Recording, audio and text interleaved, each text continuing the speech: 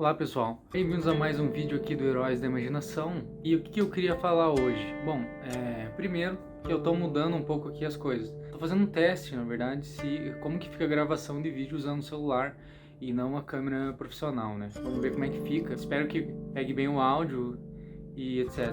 Bom, eu queria falar um pouco sobre o que eu tô lendo agora no momento, né? Eu tô lendo filosofia e psicologia, né? Pensei até em fazer um vídeo sobre a diferença da psicologia e da filosofia, mas, bom, seria um pouco complicado demais. Eu tô lendo um pouco de O Ser e o Nada do Sartre, aquela parte especificamente onde ele tá trazendo a concepção negativa de ser do Hegel. Eu acho muito interessante ler filosofia assim no próprio autor mesmo, porque você consegue captar um pouco do raciocínio filosófico e não só ter aquela visão muito geral assim dos comentadores, né? Que não se trata apenas de conceitos filosóficos, né? A filosofia tem uma construção e quando você lê o autor em si mesmo, você consegue ver como o pensamento se constrói e chega àquele argumento ou aquela definição. Não chega lá do nada, assim.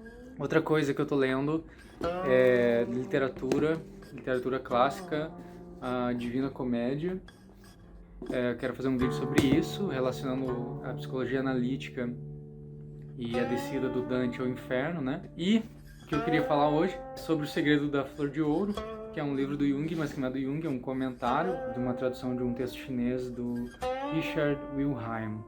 Espero que eu tenha falado certo. Ele vai trazer um comentário, uma tentativa de aproximar esse pensamento oriental do pensamento ocidental, né?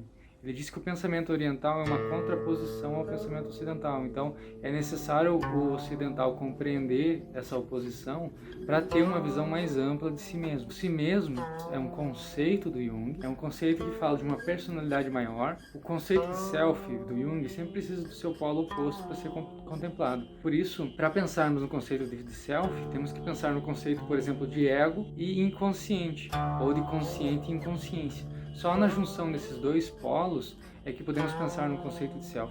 Então, o pensamento oriental, enquanto oposição do pensamento ocidental, torna-se necessário para compreender todo o polo do que seria o ser humano. O ser humano se dividiria aí nesses dois polos, Ocidente e Oriente. Não na realidade, não que nós sejamos um polo e os chineses sejam outro polo, não.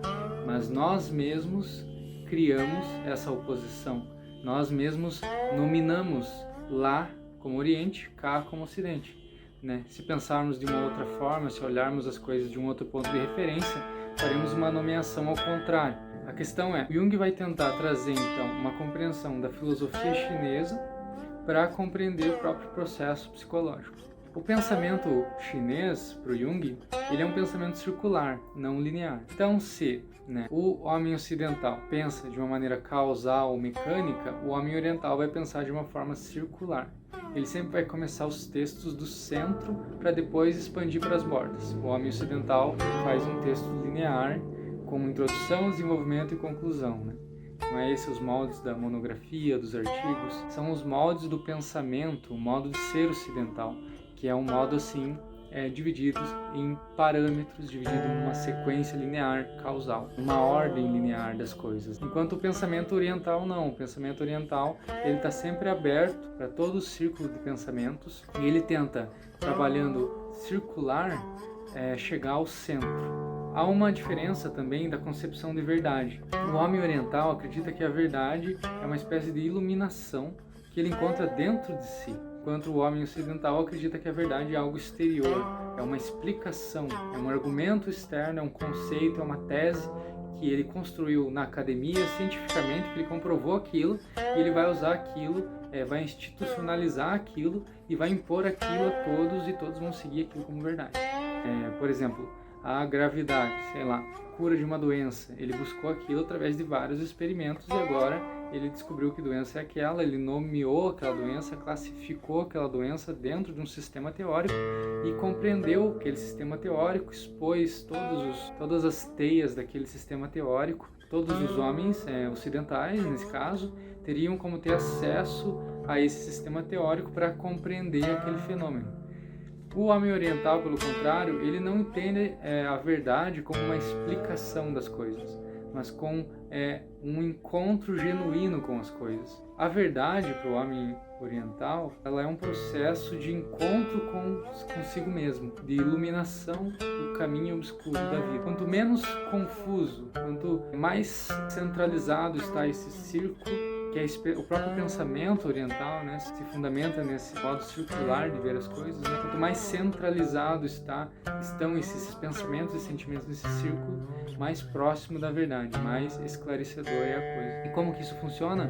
Como que ele vai alcançar isso? Não fazendo nada. É o Wu Wei, que é a ação pela não ação. Então eles não fazem absolutamente nada. É impressionante, né? Porque nós acreditamos que temos que sempre fazer coisas, temos que sempre estar em ação para mover o mundo, para explicar o mundo, para dar resultados para o mundo, certo? A nossa verdade é uma verdade que busca sempre uma revolução, sempre uma mudança. Para eles não. Para eles a verdade tem a ver com harmonia, tem a ver com estar em paz, tem a ver com o menor movimento possível. Então, quanto menos movimentos, mais verdadeiro. Quanto mais simples, mais verdadeiro. Quando é muito complexo, quando os pensamentos são muito soltos, quando os sentimentos são muito soltos, então você está mais longe da verdade, mais longe do teu self, mais longe do teu centro. É a base do processo psicológico da individuação, do processo psicológico do próprio desenvolvimento da personalidade.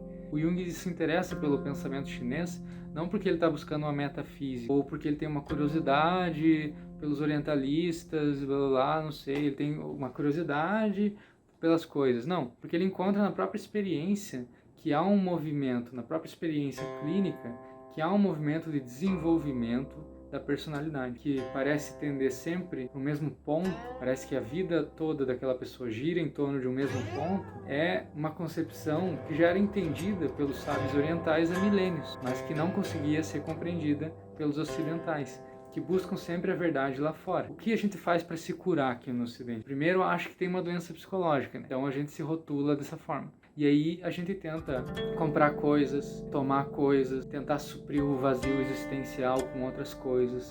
Vai na igreja, vai não sei aonde, vai no jogo de futebol, vai fazer isso, vai fazer aquilo, vai treinar, vai fazer exercício, muda a alimentação.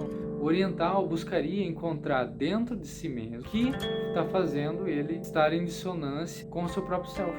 A busca oriental não é uma busca lá fora, mas é uma busca de uma iluminação dentro de si, o que é muito semelhante ao pensamento da fenomenologia, né? Que tenta buscar a essência das coisas a partir de uma suspensão de todos esses preconceitos e todas as representações do mundo, até encontrar o mundo por si mesmo, até encontrar o nosso verdadeiro ser, a nossa harmonia interna, o nosso self. O oriental, ele nos ensina que é necessário primeiro uma suspensão, um esvaziamento da consciência, para ver um esvaziamento das nossas fantasias, através de uma prática meditativa e de encontro com esses conteúdos, com esses pensamentos, esses sentimentos, para depois encontrar quem nós realmente somos. E não ir buscar lá fora, através de uma mudança de hábitos, simplesmente lá no ambiente externo. A busca do homem oriental é uma busca que tenta centralizar esse movimento circular e natural de pensamentos e sentimentos que são desencadeados por nossos complexos afetivos, são desencadeados naturalmente